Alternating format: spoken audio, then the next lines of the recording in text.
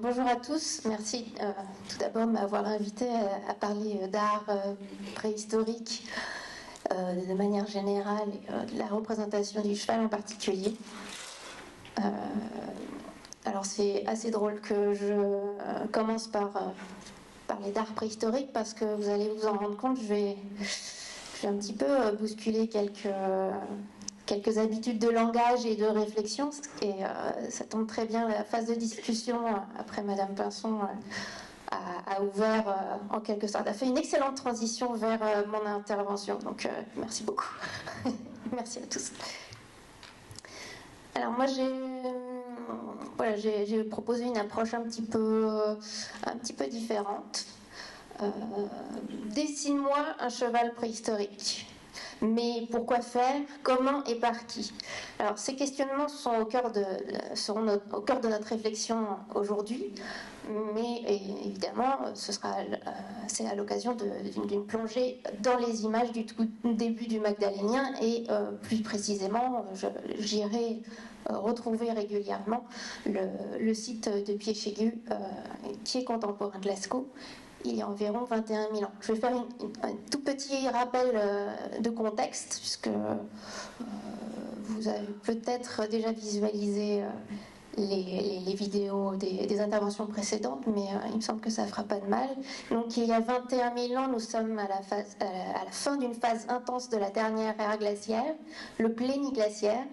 Il fait très froid, très sec, et le climat, du moins dans le centre-ouest de la France, est franchement arctique, donc il fait 15-20 degrés l'été au mieux, et jusqu'à moins 25 en hiver, avec 150 à 200 jours de gel par an. Donc voilà, pour le décor, ça dépayse.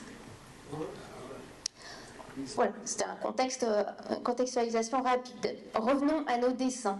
La question générale que je vous propose d'aborder est simple, mais pas des moindres.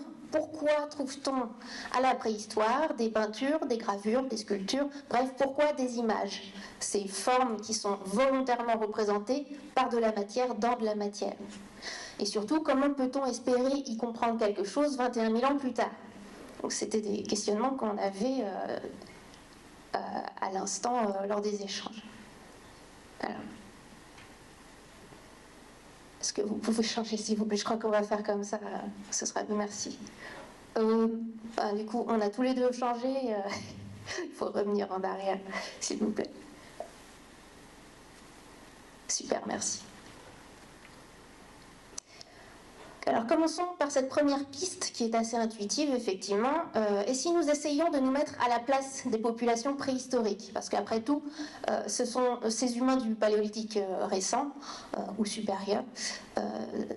Ceux qu'on appelle parfois Cro-Magnons, c'est la même espèce que nous, c'est Homo sapiens sapiens. Et à partir d'environ 35-40 000 ans, dans nos régions en tout cas, les populations humaines appartiennent toutes à cette sous-espèce. Leur cerveau est de la même taille que le nôtre, les différentes aires cérébrales sont réparties de manière identique si tout se passe bien, et rien ne permet d'exclure donc que la capacité de réflexion soit comparable en tout point à la nôtre. Alors, Cro-Magnon, est-ce que c'est nous? Et si c'est nous, est-ce qu'on ne pourrait pas mobiliser une forme de bon sens, un socle commun d'humanité pour formuler quelques hypothèses? Eh bien, pas vraiment, non. Car nos ancêtres Cro-Magnons, c'est une expression à manier avec beaucoup de précautions. Cela vaut aussi d'ailleurs pour nos ancêtres les Gaulois, mais c'est un autre sujet. Alors pourquoi cette distance entre Cro-Magnons, nos éventuels ancêtres, et nous? Pour deux principales raisons. Le temps long pour commencer, parce que rendez-vous compte aujourd'hui, l'écart de vision du monde entre les générations, entre parents et enfants, entre grands-parents, petits-enfants, etc. Alors imaginez sur une échelle de 20 000 ans. La transformation des croyances, des repères, de la conception même du monde peut être fondamentalement différente. Donc ce sont des humains modernes, certes, mais ce n'est pas nous. Par ailleurs, deuxième raison de cette distance entre Cro-Magnon et nous, c'est la complexité des groupes humains. Les sociétés humaines, passées comme présentes, sont faites de déplacements, de fusions, de séparations, de reconfigurations permanentes. Regardez aujourd'hui, excellent exemple et malheureusement, mouvements migratoires, exploration, exil, accaparement de ressources, accaparement de territoires, conflits, fusion culturelle. Donc rien de neuf sous les tropiques, ça se passe aujourd'hui, ça s'est passé il y a 10 000 ans, ça se passait il y a 20 000 ans, ça se passait il y a 100 000 ans. Donc, Cro-Magnon, du moins les populations qui étaient ici sur ce territoire, cette péninsule européenne extrême occidentale, ce n'est pas nécessairement nos ancêtres directs. Voilà ce que je voulais dire. Donc, pourquoi des images? On en était là. À ce stade, il faut être honnête, nous n'avons pas de réponse définitive, on est d'accord. Personne ne sait vraiment, aucun témoignage direct, nous sommes face à un mystère. Et pourtant, c'est précisément ce que je vous propose d'explorer ensemble dans les prochaines minutes. La suivante, s'il vous plaît. Alors, sur quoi peut-on s'appuyer si notre bon sens ne suffit pas? Alors, l'archéologie, de manière générale, l'étude de l'art préhistorique au même titre, c'est une discipline exigeante, c'est même un sacré marathon. Nous l'avons évoqué déjà tout à l'heure. Elle repose sur une méthodologie rigoureuse que je vais vous résumer en 3 grandes étapes, disons. D'abord, documenter les faits. On commence par étudier ce qui est observable, les matériaux, les techniques, la gestuelle, les motifs. Et on en tire des tendances locales, régionales, interrégionales, voire sur des espaces encore plus grands. Deuxième étape, établir des modèles culturels. Quand ces données dessinent un ensemble cohérent dans le temps et l'espace, on parle de culture archéologique. Dans le milieu, on utilise plutôt des termes un petit peu qui font un peu peur, des technocultures, passe encore, ou des technocomplexes. Autrement dit, ce sont des ensembles qui sont définis par l'apparente synchronicité d'apparition ou de changement de plusieurs catégories de vestiges ou de techniques. Donc, a priori, ça paraît bien pour définir une culture matérielle du moins, mais ça reste un concept assez imparfait, mais qui ne reflète pas vraiment la réalité, une réalité complète du moins, parce que la notion de synchronicité des changements n'est pas 100% vraie. Les éléments techniques ne changent pas forcément au même rythme que les éléments plus symboliques. Et dans notre cas en préhistoire, les rythmes de changement, de toute façon, si décalage il y a, sont généralement écrasés et absorbés par notre fourchette de datation, plus ou moins 100 ans, plus ou moins 50 ans dans le meilleur des cas. Et cela sans compter les mécaniques complexes de recouvrement et d'empilement des sols d'occupation. Donc bon, la synchronicité, on va partir du principe qu'elle n'est pas trop mal. Deuxième point pour lequel la culture archéologique est une réalité pas tout à fait complète, c'est que en raison de la conservation différentielle des vestiges, il manque souvent une très grande partie des objets, ceux en matière organique en particulier, qui ont besoin de conditions très spécifiques de conservation. Les matières osseuses, ivoire, bois, animaux, ne se conservent pas toujours bien non plus. Il me semble qu'à Bellegarde, on n'a pas de matière osseuse. Un petit peu, ouais. Par ailleurs, outre la question de conservation différentielle, il y a certains vestiges qui ne sont pas forcément identifiés tout de suite. Cela tient aux techniques d'analyse, par exemple les pollens. On ne s'est pas tout de suite rendu compte qu'il y avait conservation de pollen nécessairement. On n'allait pas forcément regarder au microscope tous les éléments de sédiments. Dans les années 2000, il me semble, on a découvert que les écailles de poissons pouvaient se conserver aussi. Et beaucoup plus récemment, on a réussi à tirer de l'ADN de personnes qui ont porté des perles de parure, ou l'ADN de personnes qui ont vécu sur un sol il y a plusieurs dizaines de milliers d'années. Donc ça promet une sacrée marge de progression en termes de découverte et de diversification des vestiges pour définir progressivement des cultures un peu plus complètes. Autre difficulté des cultures archéologiques, c'est que, notamment parce que conservation différentielle, il arrive qu'on ne se base que sur un seul objet pour établir une culture complète. C'est le principe de fossile directeur. Imaginez qu'aujourd'hui on utilise la brosse à dents comme indicateur culturel. Le couteau c'est encore pire, on va avoir une sacrée culture à travers le globe. Eh bien, c'est le même cas en préhistoire, notamment autour du biface. Mais bon, ça, c'est la culture archéologique et c'est ce qu'elle est à un moment donné, au moment où on réfléchit dessus. Et on fait souvent avec ce qu'on a. Donc, à un instant T, on peut utiliser un fossile directeur qui va éventuellement se compléter d'autres vestiges au fur et à mesure. La suivante, s'il vous plaît.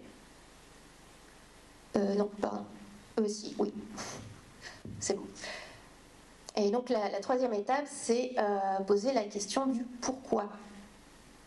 Et c'est souvent à ce stade que l'archéologue recule un petit peu, par prudence, par manque de données, ou parce que aussi on nous apprend qu'il vaut mieux ne pas se risquer à trop extrapoler, parce que effectivement c'est risqué, mais ce sont aussi des écoles de pensée. Je pense notamment à André Leroy-Gourhan, qui, ethnologue et archéologue, expliquer et à enseigner et qu'il valait mieux prendre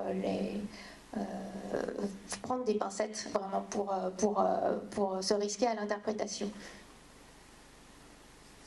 Donc pour reprendre ma métaphore du marathon, on se heurte à ce niveau-là à un mur juste avant la ligne d'arrivée. On a beau collecter, comparer, catégoriser, établir des contextes techniques et chronologiques, la question du pourquoi reste souvent sans réponse. Bon, alors il y en a certains qui osent un petit peu, les jeunes chercheurs naïfs, pleins d'enthousiasme, ou les plus expérimentés qui risquent plus grand-chose pour leur carrière. C'est donc là qu'on peut faire appel à d'autres disciplines et qu'il faut, je pense, notamment les anthropologues, les philosophes, les mythologues. Suivante. Voici venu le moment de s'aventurer donc sur la face cachée de la Lune. Pour déterminer le pourquoi, je vous propose de changer d'outil. Il faut parfois oser faire un pas de côté, sortir du strict cadre archéologique, en retournant le raisonnement, tout simplement. C'est l'approche hypothético-déductive, à l'inverse de la précédente, qui est empirico-inductive, où on part des données et pour induire des hypothèses. L'hypothético-déductif, on va partir d'hypothèses pour en déduire des choses un peu plus poussées. Donc, on ne part plus des données matérielles pour faire émerger les hypothèses. On part de modèles généraux. Et c'est exactement ce que font les mathématiciens, en fait. Avec les axiomes, ils posent des principes de travail a priori, qu'on ne peut pas forcément démontrer, et ils établissent tous leurs travaux là-dessus. Eh bien, on fait un petit peu la même chose en hypothético-déductif. Ces modèles sont empruntés à d'autres disciplines qui ont beaucoup travaillé sur une diversité d'autres cultures humaines, et en particulier l'anthropologie culturelle et sociale. Et nous, ensuite, nous les soumettons aux données préhistoriques pour essayer de les comprendre. Alors, personnellement, j'ai testé une méthode un petit peu plus poussée et risquée, parce que j'ai été une jeune étudiante enthousiaste et naïve, mais enthousiaste, et que je trouvais particulièrement enrichissante, et qui consistait à ne pas se satisfaire que d'un seul modèle, mais plutôt de tester plusieurs variantes autour d'un modèle pour les tester sur les données. Et une fois testé sur les données, il en ressortait que certaines variantes étaient plus plausibles que d'autres. Ou pas. Il n'était pas toujours évident de trancher définitivement. Et c'est d'ailleurs un enseignement assez important, je trouve, parce que cette approche a permis d'ouvrir des pistes, de faire apparaître d'autres hypothèses plausibles que les hypothèses qu'on utilise d'habitude comme des certitudes. Donc, voilà, mais c'est une approche très personnelle. Donc, pour interroger les images de Pichegu et des populations magdaléniennes qui les ont réalisées, j'ai choisi de vous embarquer sur des concepts très généraux mais fondamentaux pour espérer approcher et toucher du doigt les images de la préhistoire. Alors, des images, pourquoi faire? Quelle est leur raison d'être? Ensuite, peut-on parler d'art? Nous apercevrons que ce qu'on appelle art préhistorique, ce n'est que en fait le sommet de l'iceberg. Et encore, c'est très relatif. Et enfin, d'où vient la manière de faire des images et que peut-on en décrypter? Alors, commençons par cette première question essentielle, des images, pourquoi faire?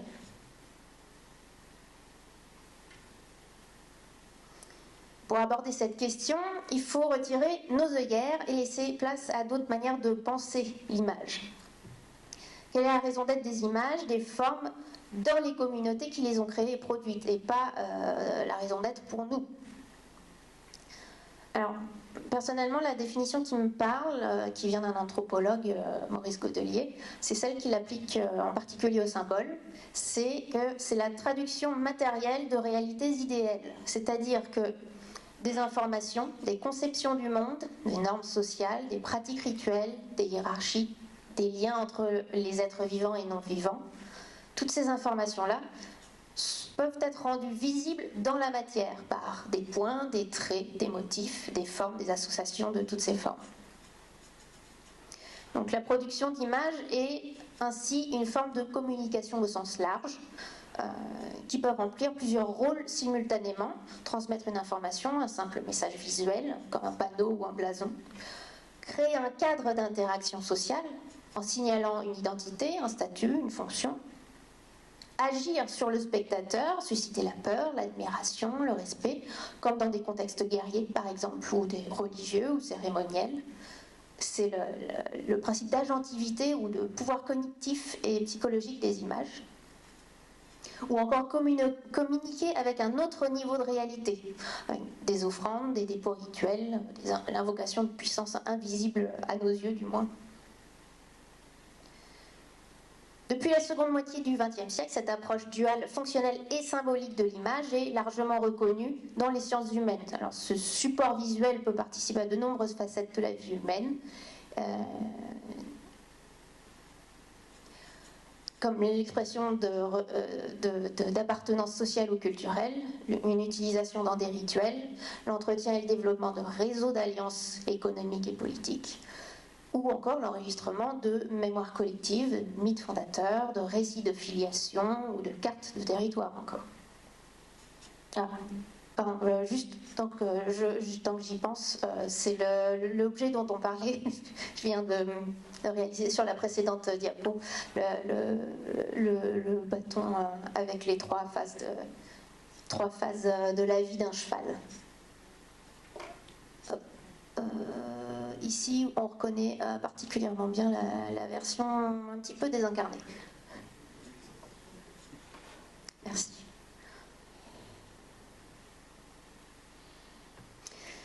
Alors, et comment répondre à cette raison d'être des images? Eh bien, pourquoi pas grâce à l'art? Évidemment, c'est pas aussi évident.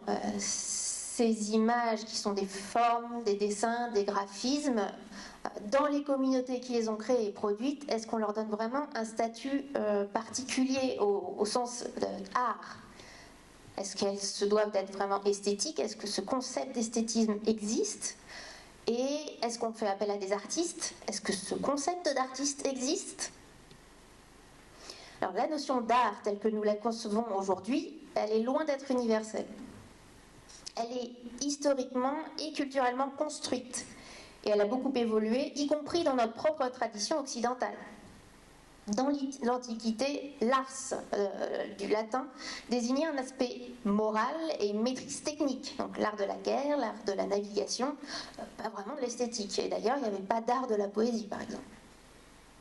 Entre le XVIIIe siècle et le début du XXe siècle, l'art devient synonyme de plaisir des sens, d'impact émotionnel, de beauté. C'est la représentation d'une belle chose, l'imitation de la nature. Elle n'a pas vraiment d'autre fonction que d'être regardée. Donc ces beaux-arts relèvent de la haute société, en opposition à l'artisanat qui est l'expression de la culture populaire. Dans les années 80, on se demande qu'est-ce qu'on fait des images qui ne sont pas de l'art aux yeux des historiens de l'art? Les cartes, les tatouages, les idéogrammes, les symboles, ce sont des images, mais c'est pas de l'art. Aujourd'hui, on tend à voir l'art comme une expression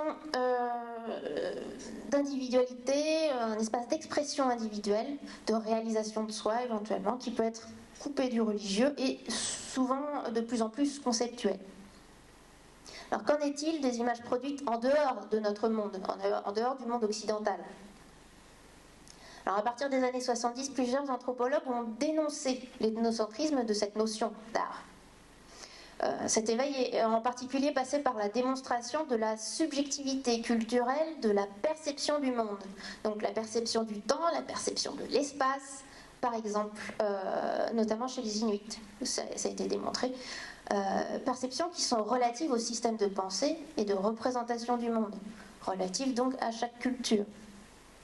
Donc, doit être prise en compte la subjectivité culturelle de la manière d'aborder, de concevoir, de produire des images et par conséquent une notion d'artiste, d'artisan ou toute classification de cet ordre. Objet d'art, objet non utilitaire, objet du quotidien. Voilà. Par ailleurs, dans de nombreuses cultures, la notion d'art, la notion de beau, la notion d'esthétisme, ça n'a pas de sens, ça n'existe pas. Pour donner un seul exemple, chez les sculpteurs Yoruba en Afrique, il y a une distinction qui est faite entre les décors géométriques qui sont considérés comme un art, mais bon, cet art est une traduction occidentale d'un mot existant chez eux. Donc entre les décors géométriques et les figures rituelles, ce sont des masques, des statues, qui pour l'occidental sont des objets magnifiques. Mais aux yeux de leurs créateurs, c'est l'esthétique, pas du tout. Non, c'est juste des objets sacrés, quoi. C'est des objets fonctionnels, rien à voir. Alors cet exemple illustre bien ce que j'évoquais précédemment. Si les images transmettent de l'information, elles peuvent, quoi qu'il en soit, avoir des destinations multiples. Parfois de manière intentionnelle, parfois de manière inconsciente. C'est ce que j'ai évoqué tout à l'heure, l'expression d'une identité qui peut se faire non intentionnellement, par habitude, dans la forme d'un objet ou du quotidien, tout simplement. Ça peut être l'ajout de valeur à un objet aussi, pour démontrer un pouvoir, une richesse, l'ajout de valeur à un objet en vue d'un échange, pour nouer des alliances, pour entretenir des alliances. L'ajout de valeur pour conférer une qualité, une protection liée à un autre niveau de réalité, la protection des ancêtres, protection de puissance surnaturelle. À partir de ce constat, il devient évident que dans un même groupe socioculturel, les images peuvent adopter des formes variées, support, technique, thématique, savoir-faire, en fonction de leur finalité. Alors, cette diversité implique logiquement que plusieurs catégories d'auteurs peuvent être à l'origine de ces productions. Mais si on regarde de plus près, ces différentes finalités se superposent nécessairement dans les images, quel que soit l'auteur, en particulier l'expression d'appartenance, qui se retrouve toujours présente, puisqu'elle repose sur la connaissance d'un répertoire formel et de modes de représentation spécifiques. De la même manière, les formes d'objets ou les formes de certains aménagements techniques, qui sont a priori sans rapport évident avec le monde des images, eh bien eux aussi peuvent se fondre avec des signes d'appartenance. Ou encore se fondre avec des formes, des motifs qui relèvent d'une agentivité symbolique. C'est-à-dire que ça a une fonction matérielle, technique, mais permet aussi d'identifier une appartenance à un groupe. Donc au final, il faut sortir de notre définition de l'art pour comprendre ce que signifiaient ces images. Bon, ça ne veut pas dire nécessairement qu'on abandonne le mot d'art, mais il vaut mieux le manier avec précaution et du moins préciser ce qu'on entend par là. Et d'ailleurs, moi-même, je l'utilise assez naturellement, puisque quand on parle d'art préhistorique, on voit tout de suite de quoi on parle. Alors qu'en est-il de l'art préhistorique pour le coup? Qu'est-ce que c'est et comment ça se manifeste? Lorsqu'on se pose la question est-ce que les images préhistoriques sont de l'art, la réponse va dépendre plutôt de notre propre définition de l'art que de celle qui existait ou pas chez les populations concernées. Alors ce que vous voyez dans les musées, dans les livres, ce sont des pièces les plus spectaculaires et qui permettent en général de vraiment parler d'art. L'art pariétal, celui des grottes, qui est souvent interprété comme sanctuaire, comme des lieux de rituels, de cérémonies ou de parcours initiatiques. Et d'autre part, l'art mobilier, qui sont des éléments transportables, dont beaucoup d'objets utilitaires décorés, qui ont été plutôt associés à la sphère domestique, en tout cas au monde extérieur, hors des sanctuaires. Je dis plutôt, c'est encore une fois statistiquement. Aujourd'hui, on conserve encore cette distinction car elle reflèterait effectivement des fonctions différentes dans les sociétés préhistoriques, intrinsèquement du moins parce que ces supports d'image imposent nécessairement un processus de production et de visualisation assez distinct. D'une part, l'art mobilier par la mobilité potentielle des images portées, qui sont transportables, qui peuvent accompagner un individu, qui peuvent accompagner une lignée, donc se transmettre d'individu en individu au fil du temps, des générations, ou qui peuvent se transporter d'individu en individu à travers des réseaux d'échange, d'alliances, à travers l'espace. D'autre part, enfin, c'est ça en regard de l'art pariétal qui est nécessairement immobile, qui est ancré dans un espace, ancré dans un territoire, et qui va également imposer un cheminement et une logistique bien particulière, surtout quand il se retrouve en fond de grotte.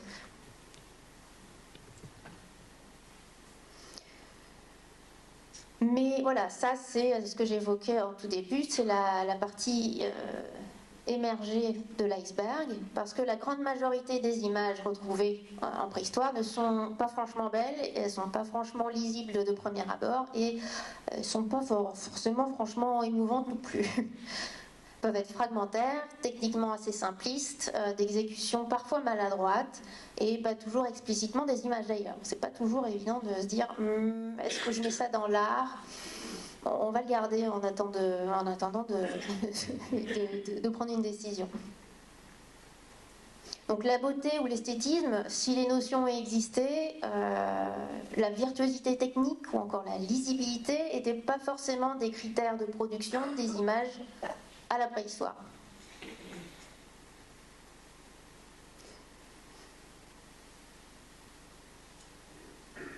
La suivante. Alors, je vais essayer de vous faire un point un peu plus objectif de ce que je visualise à peu près dans la grande catégorie des images préhistoriques. Donc l'art mobilier sur objets transportables, qui inclut des objets remarquables, sans fonctionnalité matérielle, qui sont ornés d'éléments graphiques ou qui sont eux-mêmes figuratifs, par exemple les sculptures. Les parois mobiles qu'on évoquait tout à l'heure, des blocs ou des dalles brutes, qui sont d'éventuelles portions de murs qui ne sont pas franchement transportables et sur lesquels on a des éléments graphiques vraiment explicites. On peut pas se tromper, ça fait effet art pariétal mais mobile. Et enfin, dans l'art mobilier, on a les objets du quotidien qui ont des éléments graphiques qui pourraient avoir une vocation de décor. Ensuite, on a des formes plus ambiguës, des objets du quotidien, mais à ornementation pas franchement explicite. C'est ce que j'évoquais quand je parlais d'éléments techniques, des aménagements techniques, mais qui ne sont pas seulement techniques, qui semblent aussi avoir un lien avec du symbole. Donc, est-ce que c'est de l'art ? À quel moment ça devient un symbole ? Je donnerai un exemple concret juste après. Et on a aussi dans les formes assez ambiguës des traces plus organisées, plutôt régulières, sur des supports bruts ou frustres, mais il est un peu difficile de savoir, alors est-ce que c'est intentionnel, cette régularité, ou est-ce que ce sont des traces qui ont été laissées suite à un geste technique qui était régulier, mais qui n'avait pas l'intention de marquer. Alors on a assez souvent ce genre de questionnement. Donc, encore une fois, il est possible qu'il y ait des éléments d'art qui n'en sont pas. C'est pas toujours évident. Et dernier élément, des aplats colorés informes, Est-ce qu'ils ont voulu laisser de l'ocre ou pas? Est-ce qu'ils avaient l'intention de marquer cette pièce ou pas? Ou est-ce que ce sont des traces techniques? Ça aussi, c'est pas toujours évident. Donc c'est pour ça que l'ensemble de ces expressions qui peuvent entrer dans nos catégories d'art quand on est sur l'étude de corpus, c'est difficile de vraiment parler d'art préhistorique. C'est clairement anachronique, clairement à côté de la plaque. C'est pas beau, c'est pas forcément figuratif, ça relève pas forcément du génie. Voilà. Donc certains chercheurs préfèrent parler préfèrent parler en périphrase, manifestations graphiques, la symbolique graphique, des images. D'autres trouvent que le débat est franchement inutile. On considère que l'art, c'est la matérialisation du spirituel, peu importe sa forme. Donc voilà, c'est de l'art. C'est beau, c'est pas beau, c'est explicite, c'est pas explicite. Ça a telle fonction, c'est de l'art. Donc voilà, c'est toujours la difficulté des consensus sur les définitions. C'est un sport un peu particulier. Alors, il y a certains de ces éléments, sur la suivante s'il vous plaît, certains de ces éléments, j'ai mis quelques éléments pour expliciter quelques-unes de ces catégories. Donc on a clairement l'art mobilier au sens le bel objet, travaillé techniquement très élaboré, c'est avec ces deux Vénus entre guillemets. On a l'art pariétal évidemment. On a des objets utilitaires, ici une pointe de saguet avec un élément clairement, enfin une image. Ici, c'est encore une pointe de saguet, mais avec des traces. Alors, encore une fois, la question était de savoir si je parlais de tracé ou d'incision ou de rainure. Vous allez me dire c'est la même chose. Bien non, pas du tout. C'est déjà une interprétation de ce qu'on voit, de dire c'est une rainure qui est un élément technique ou c'est un tracé qui sera plutôt un élément symbolique. Et ça, je vais le développer juste après. Ici, on a un support brut, un bout de plancher stalagmitique, mais qui a été clairement orné. Là, on n'a pas trois pauvres traits qui sont à peu près organisés, ils sont clairement organisés. C'est quelque chose géométrique. Ça vient de Guy Martin à Lussac-les-Châteaux, dans la Vienne. Ces deux éléments viennent du taillis des coteaux, dans la Vienne aussi. Ici, vous avez une scapula, une omoplate, qui vient du taillis des coteaux aussi. Et on a des ensembles réguliers de traits. Voilà, ça fait partie de ces pièces qui entrent dans la catégorie bâtarde. Et donc, je l'ai regardée, j'en ai fait un relevé et elle est passée aussi chez l'archéozoologue Christophe Rigaud, qui a également fait ses observations et on en a conclu que c'était peut-être ça ou peut-être ça ou voilà, donc ça reste tous les deux dans nos catégories avec un point d'interrogation. Ça pourrait bien être technique, bouché ou pas. Et ici, c'est pour représenter la catégorie des aplats colorés, ça vient de Guy Martin aussi. Voilà, ça a l'air d'être plutôt régulier les traces, donc c'est peut-être intentionnel ou pas. La suivante, s'il vous plaît. Alors, ici, je vais développer un tout petit peu le cas des objets utilitaires avec des traces, avec des éléments clairement qui pourraient clairement être techniques, mais en fait qui pourraient être aussi clairement symboliques. Donc on est au taillis des coteaux qui est dans la Vienne. On est dans du magdalénien inférieur, dans sa partie médiane ici, au taillis des coteaux, ça a été enregistré sur une stratigraphie assez fine. Et nous avons, j'en ai reporté ici seulement deux, mais nous avons des 4 pointes de saguet, fragments de pointes de saguet, avec... Alors au début c'était des rainures, voilà, vous en avez une, deux, trois sur celle-ci. Ici pareil vous en avez trois, une ici et deux autres un peu plus haut, à la transition entre les faces. Et quand on a l'habitude de voir le mobilier, notamment magdalénien, mais pas seulement, on se dit, bon, bah voilà, c'est des rainures où on va mettre des petites lamelles dessus, et des tout petits lamelles de silex, qui sont bien tranchantes d'un côté. On les met dedans un petit peu de mastic, et pour la chasse, ça va être super, ça va améliorer les propriétés pour blesser l'animal plus rapidement, le faire saigner plus vite, et il va s'épuiser plus vite, et on n'aura pas à lui courir après. Ça, il n'y a pas de souci, a priori. La suivante, s'il vous plaît. Ça ne me convient pas. La suivante, s'il vous plaît. C'est l'organisation de ma diapo. Voilà, merci.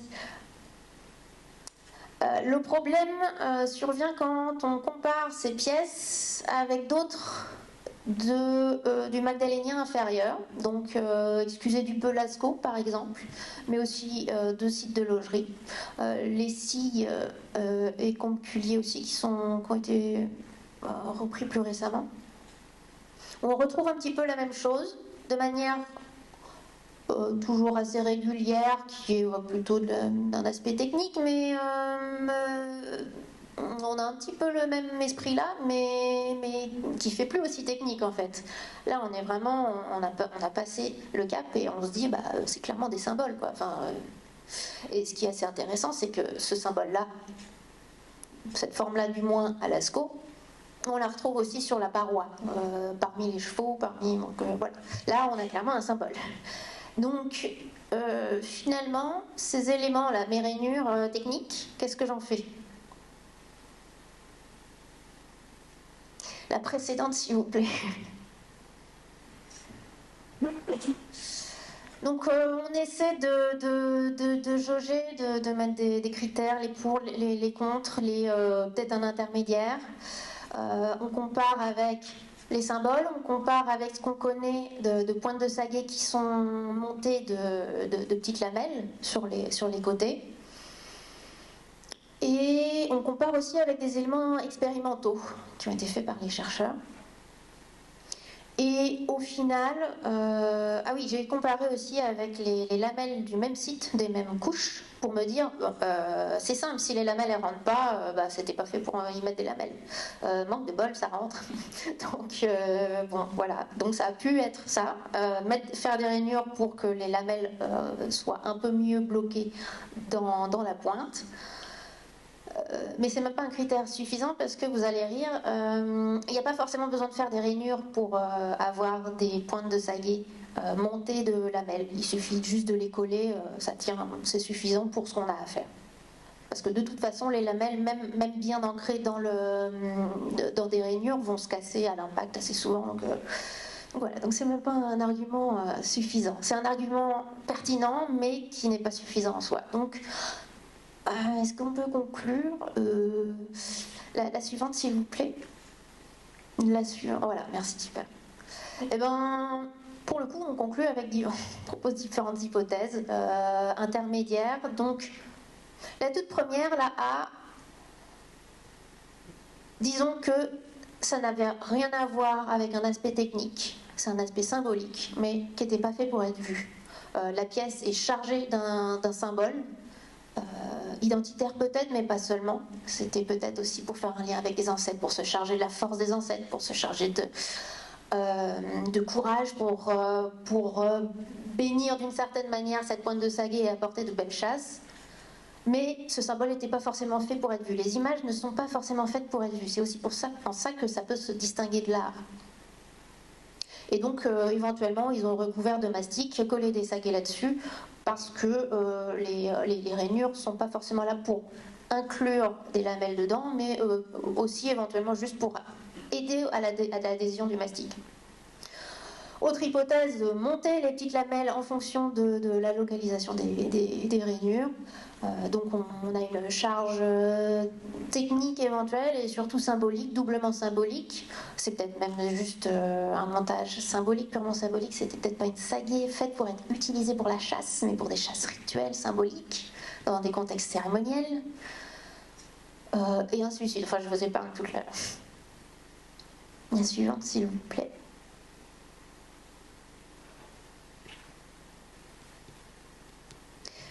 pour cet exemple d'art ou pas d'art, d'image, mais pas seulement. Bon, alors, ce cheval, à quoi il va ressembler et à qui m'adresser pour faire ce cheval? Alors, on s'approche maintenant des images elles-mêmes. Comment sont-elles faites? Qu'est-ce qu'elles impliquent en termes de gestes, de techniques, de conventions? Que l'on recherche un impact émotionnel ou psychologique ou non, il est nécessaire pour toute forme de communication d'utiliser et de maîtriser un répertoire de formes et de styles. Alors, j'aborde ici la question du style, du moins la manière de faire. C'est pas une question d'esthétique, ici c'est vraiment une question de manière de faire. Et la manière de faire quelque chose dans l'humanité, elle n'est jamais neutre. Elle traduit des filiations, des appartenances, des intentions parfois conscientes, parfois non. Alors donc on a des manières de faire, des styles passifs, c'est-à-dire des manières de faire héritées, reproduites par habitude, parce qu'on a toujours vu faire comme ça, et donc on ne s'est pas remis en question, est-ce qu'on ferait autrement? Bon non, on a toujours fait comme ça. Alors le style passif est assez stable dans le temps long, voire très long, et peut être identifié sur de très très vastes aires de répartition. Je pense que ça fait écho à quelque chose que vous avez vu juste avant. Éventuellement les représentations féminines et Vénus. Il est possible qu'il ait été actif à un moment donné et qu'il manifestait quelque chose intentionnellement et qu'au fur et à mesure de diffusion et d'inspiration, au fil des interactions entre les groupes humains, il a perdu sa force active au profit de nouvelles variantes. Et donc ce style passe au second plan et il fait partie des habitus. Seule une crise majeure de type épidémie, migration, va entraîner un changement fondamental d'un style passif. Ça nécessite un changement fondamental des structures idéologiques, des identités, pour en arriver à ce point-là.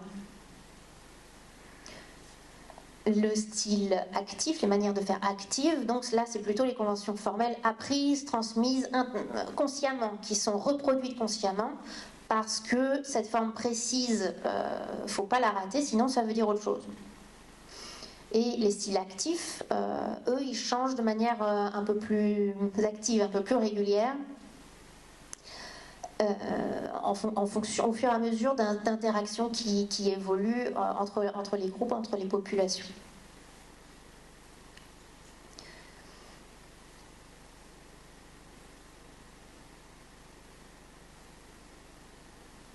Alors la recherche, les styles et les ressemblances de styles entre groupes ou les disparités de styles entre groupes, ça, quand on regarde les modèles anthropologiques, on s'aperçoit qu'il y a un lien avec le contexte environnemental, le contexte démographique. De manière générale, on va rechercher l'entretien de similarités entre des groupes, similarité de style, similarité de contenu d'image. Lorsque l'environnement est assez délicat, qu'il peut y avoir régulièrement des problèmes pour s'approvisionner en matières premières ou pire en nourriture. Et donc il vaut mieux avoir des alliances assez étroitement tissées. Au contraire, quand l'environnement est assez abondant et en général la population humaine est assez dense, on va vite avoir de la compétition entre les groupes parce que s'ensuit l'accumulation de richesses et toutes ces joyeuses choses, et donc plus on est riche, plus on veut montrer qu'on est riche, on veut montrer qu'on est différent des autres, ça éveille la compétition donc, et les revendications locales, revendications de territoire, revendications de sources d'approvisionnement. Et là, on a des styles, on a des images qui ont tendance à être très différents.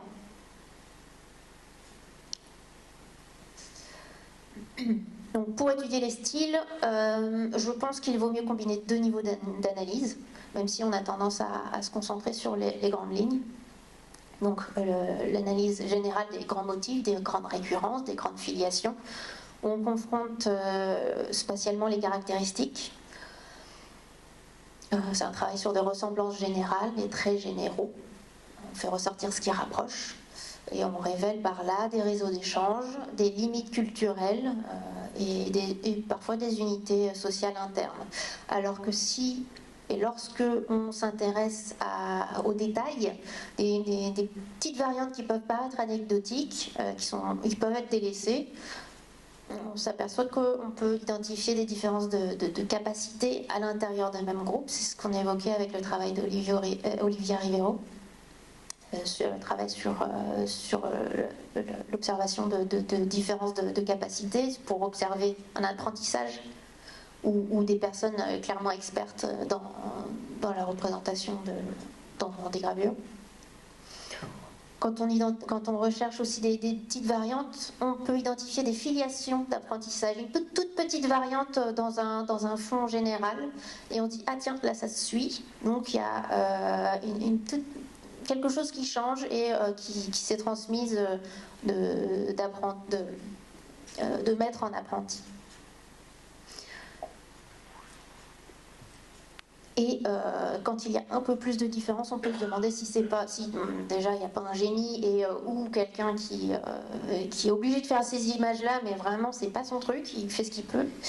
Et sinon juste des imperfections de reproduction. Alors ces deux niveaux de lecture permettent de reconstituer une histoire d'interaction complexe et d'évolution et de constitution des unités sociales et culturelles qui sont mouvantes, qui sont connectées, qui se déconnectent, qui se reconnectent avec d'autres. Alors pour la préhistoire, qu'est-ce qu'il en est? On part du principe que ça devait fonctionner de la même manière par rapport à nos modèles anthropologiques. La suivante s'il vous plaît. Alors en termes d'univers stylistique, on identifie de grandes tendances nécessairement, ça on l'a déjà un petit peu aperçu. Des grandes tendances sur de très larges espaces, parfois des espaces particulièrement gigantesques, quasiment toute l'Europe, au sens géographique. Si on se focalise sur la figuration féminine, c'était particulièrement impressionnant, mais est-ce que c'est un thème significatif? On s'aperçoit aussi qu'on le retrouve au néolithique, on s'aperçoit qu'on le retrouve aussi dans l'art de la Renaissance. Bon, à quel niveau c'est significatif pour dresser des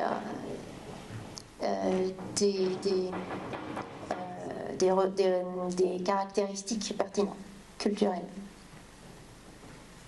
Au Gravétien en particulier, c'est un petit peu plus... Si on se concentre sur ces représentations féminines avec des formes généreuses et très appuyées au niveau de la poitrine et des fesses, on a quelque chose déjà un petit peu plus recentré par exemple.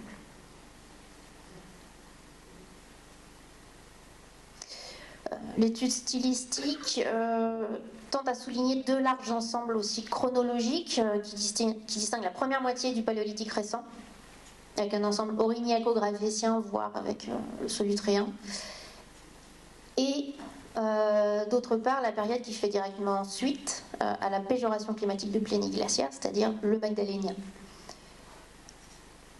Et à la fin du magdalénien, on arrive sur encore des changements environnementaux assez lourds. C'est la fin de l'ère glaciaire et on a encore de nouveau des changements stylistiques profonds. Donc ça fait écho à ces grandes crises qui imposent une renégociation profonde des représentations du monde et des styles passifs.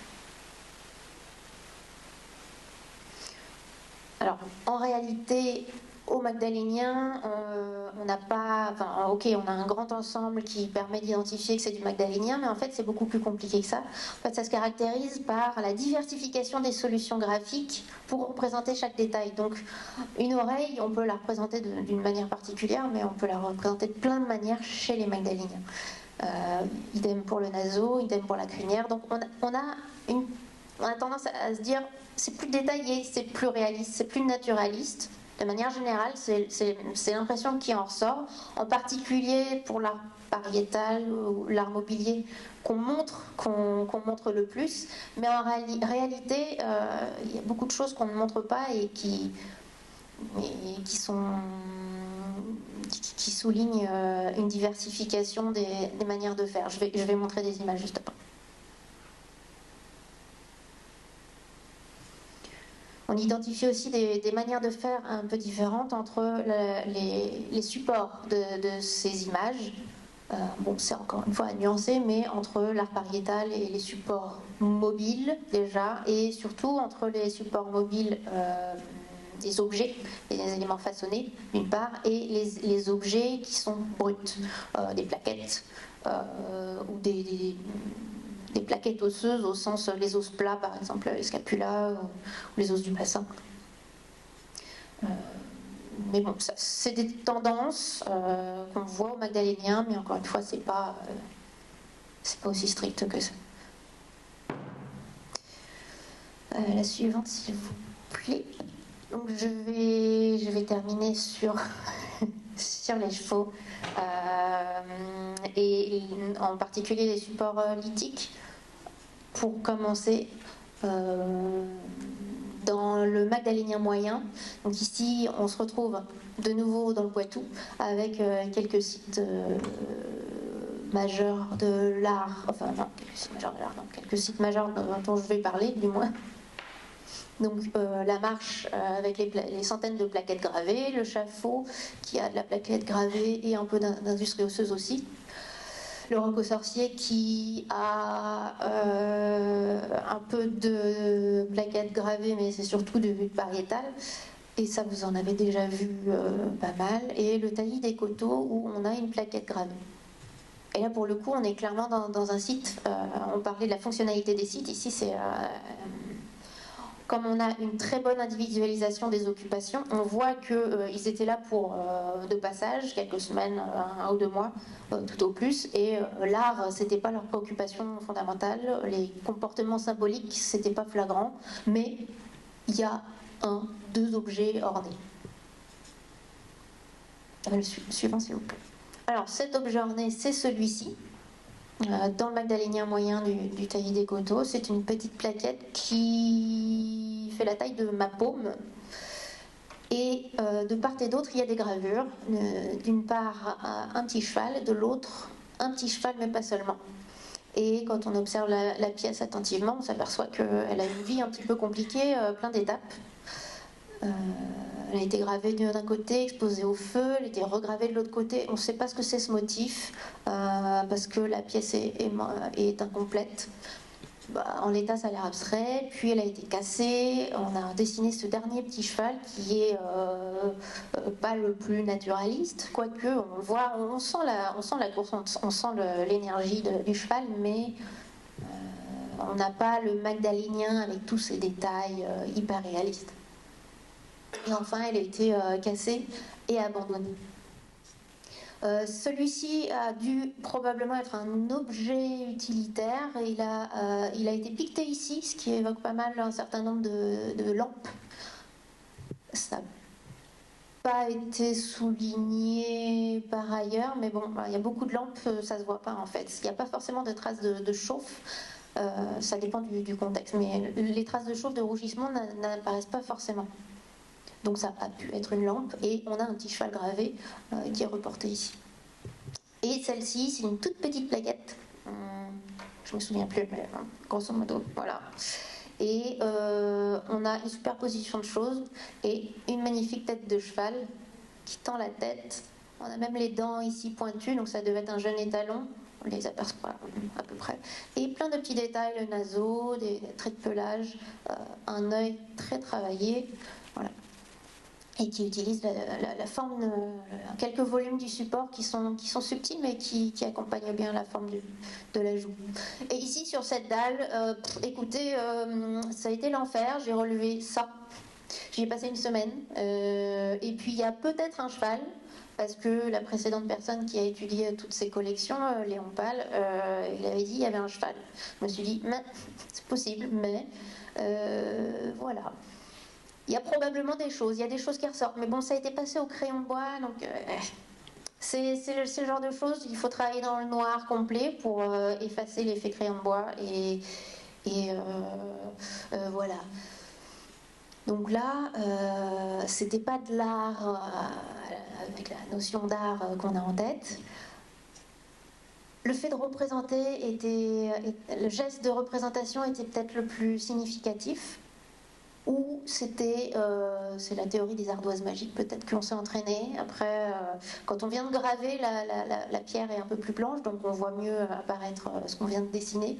On a pu mettre de l'ocre, recouvrir d'ocre pour effacer les précédents éléments et redessiner dessus, pour voir ce qu'on dessine.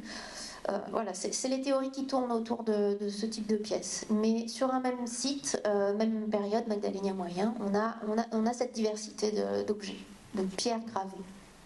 La suivante, s'il vous plaît. Donc, toujours le même site.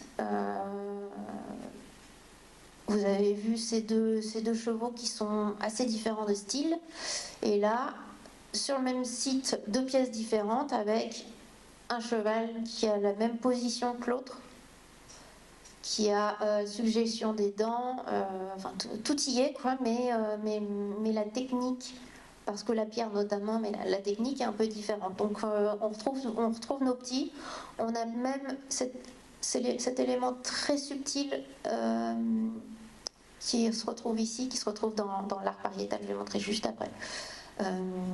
Donc un élément stylistique très particulier qu'on retrouve, même si on n'est pas sûr à 100% que ce soit la même main, ou alors pas au même degré d'apprentissage, d'entraînement.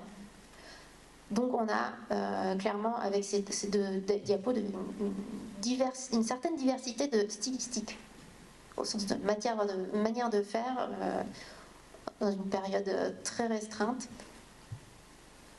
La suivante, s'il vous plaît. Et ce qui est intéressant, c'est que ces éléments un petit peu qui avaient l'air a priori un peu distincts, finalement se retrouvent sur un même site, avec des éléments, des détails stylistiques qu'on ne pensait pas être associables. Donc voici le roc au sourcil. Vous le connaissez bien maintenant, vous êtes des spécialistes. Et on retrouve cette tête tendue. L'œil, le détail de l'œil, ce petit triangle ici, qu'on retrouve ici, je crois aussi, si je ne me trompe pas, et les dents, le naseau bien ouvert et les dents. Ici, ici, ici. Ici, plusieurs versions des pattes pour suggérer le mouvement, peut-être. Donc voilà, on a deux sites qui sont séparés d'une vingtaine de kilomètres, il me semble, ce qui représente 4-5 heures de marche. C'est parti. Et on a des éléments stylistiques très forts. Alors, dire est-ce que c'est la même patte, c'est compliqué, c'est pas du tout la même technique, donc se projeter là-dessus, ça va être délicat. Mais il se passe quelque chose. La suivante, s'il vous plaît. Donc voilà, là j'ai reporté un échantillon de représentation de chevaux qui viennent tous de la marche. Alors à part celui-ci, tout ça c'est la marche. Ici c'est le chafaud qui est un petit peu plus récent et on perçoit une différence stylistique par rapport à l'autre lot. Ici on retrouve le taillis des coteaux. Et ici, encore une fois, le chafaud. Donc, il y a des ressemblances de proche en proche, mais une certaine diversité de manière de faire, quoi qu'il en soit. C'est ce que je vous dis, au Magdalénien, on a une ambiance globale, stylistique, mais il y a aussi pas mal de manières différentes de faire. Donc, et c'est une qualité de dessin qui n'est pas toujours...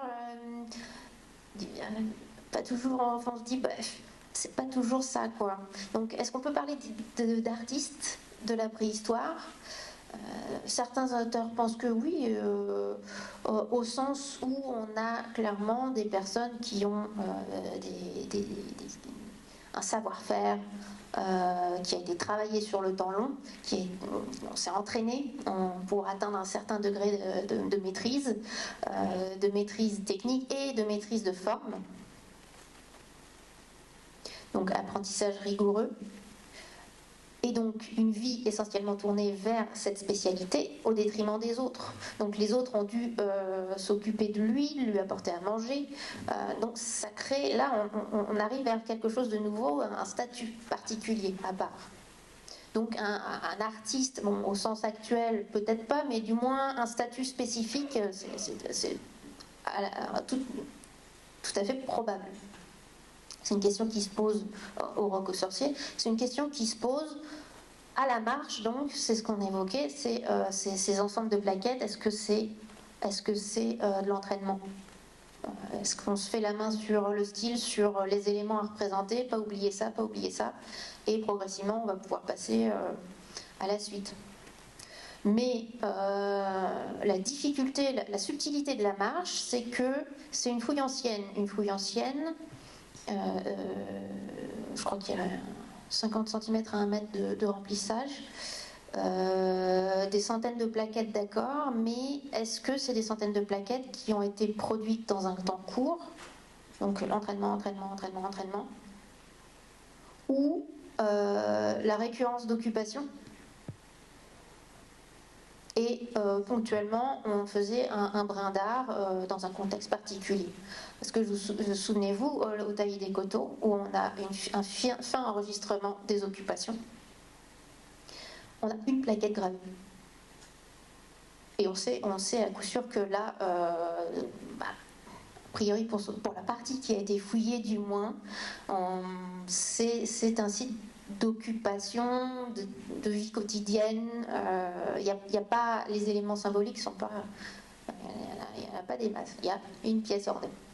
Donc est-ce que la marche c'était la même chose, de la récurrence d'occupation avec ponctuellement un ou deux objets ornés, ou est-ce que c'était un lieu d'entraînement intensif?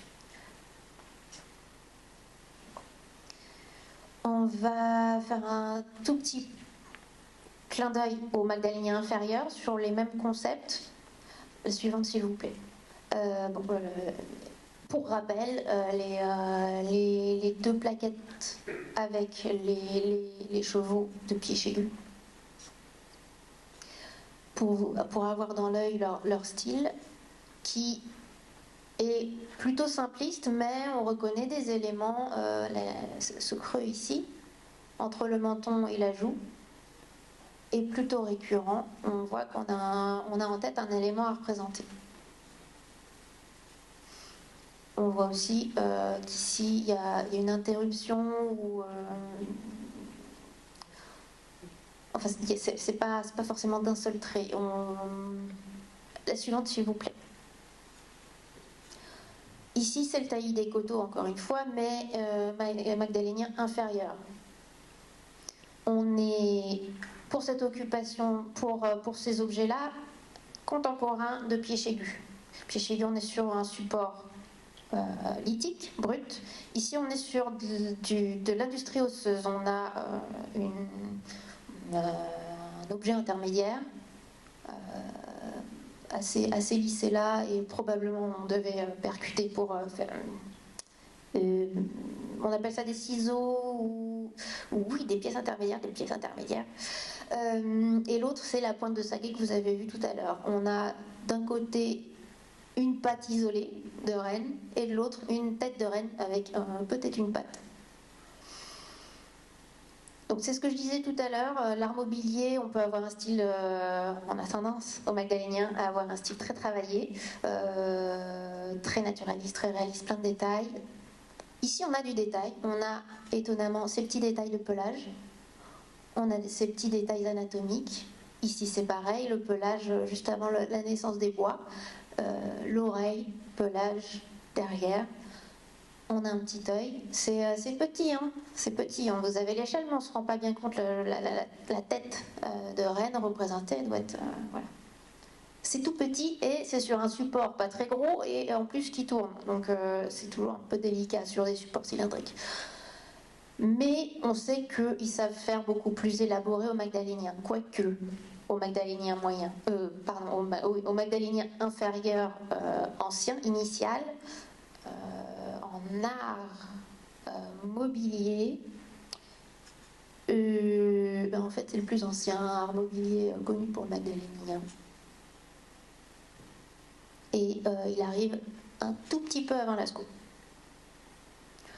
La suivante, s'il vous plaît. Là, c'est une troisième pièce, même période. Ici, même phase d'occupation. On a une patte de bison recourbée, avec le pelage ici, et un sabot bisulque avec deux ongles.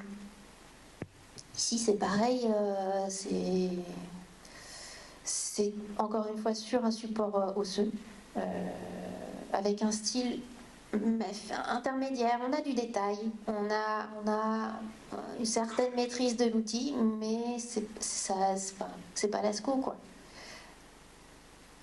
Pour rappel, pour la suivante s'il vous plaît, on avait ces éléments stylistiques là, c'est l'occupation juste un tout petit peu après qui est 100% contemporaine de Lascaux. Voilà, donc de l'art mobilier, enfin, des objets fonctionnels avec des symboles dessus, clairement symboles, clairement soulignant une appartenance à un ensemble identitaire dans le centre-ouest et sud-ouest de la France. La suivante, s'il vous plaît. Et ici, ces éléments au style un peu incertain, on retrouve quand même la manière de représenter les sabots à Lascaux.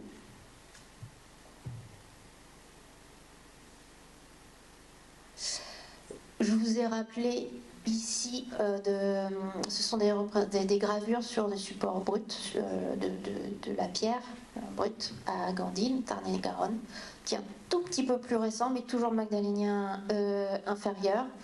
Et on a toujours ce style intermédiaire, en fait. C'est voilà, on sait ce qu'on fait, mais c'est pas toujours. Globalement, on sait ce qu'on fait. On sait ce qu'on fait.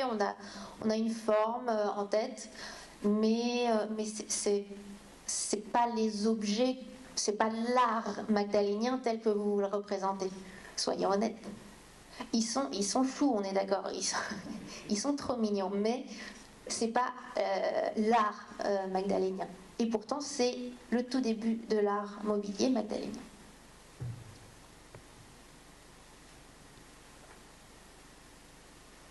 Donc,